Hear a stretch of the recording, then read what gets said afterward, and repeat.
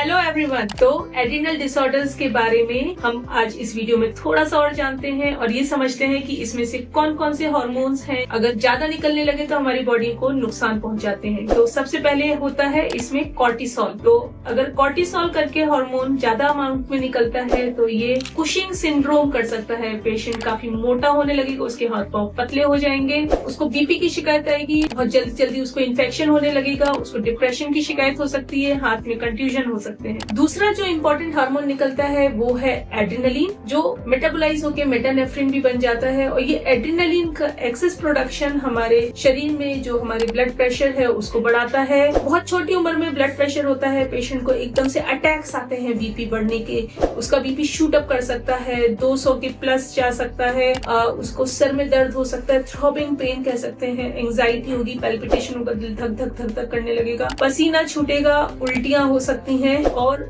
हो सकता है उसके बाद अचानक बीपी नॉर्मल आ जाए। तो अगर इस तरह के कोई भी सिम्टम पेशेंट को होते हैं उसकी आवश्यक जांचें करानी चाहिए, जिसकी डिटेल हम अपने अगले वीडियोस में आपको देंगे। अगला इम्पोर्टेंट हार्मोन है एल्डोस्टेरोन। अगर ये ज्यादा मात्रा में निकलने लगे तो पेशेंट का बीपी बढ़ जाता है और ये जो बीपी है ये कंट्रोल करना मुश्किल होता है। यूजुअली 3 से 4 अलग अलग प्रकार की जो एंटी हाइपरटेंसिव्स हैं वो भी कई बार काम नहीं करती हैं। इसके अलावा निकलते हैं कुछ सेक्स हार्मोन्स जो कि अगर मेल्स में निकले तो वो उसका फेमिनाइजेशन कर देते हैं, यानी उसको गायनिकोमेसिया हो सकता है, ब्रेस्ट का साइज बढ़ सकता है। और अगर वो फीमेल में निकलते हैं तो उसका विरिलाइजेशन हो सकता है, यानी उसको मेल पैटर्न बाल्डनेस हो सकती है, उसके बाल झड़ने लगेंगे, उसके चेहरे पे बाल आ सकते हैं, उसके ब्रेस्ट का साइज कम हो सकता है, उसको मेंस्ट्रुअल इरेगुलरिटीज हो सकती है और इनफर्टिलिटी की प्रॉब्लम हो सकती है। तो फ्रेंड्स, मैं उम्मीद करती हूँ कि ये जानकारियाँ आपको हेल्पफुल लगी होंगी और अगर आपको ऐसा लगता है कि ये कहीं ना कहीं आपसे रिलेटेड है तो आप बने रहिए हमारे अगले वीडियोस में, जहाँ हम बताएंगे कि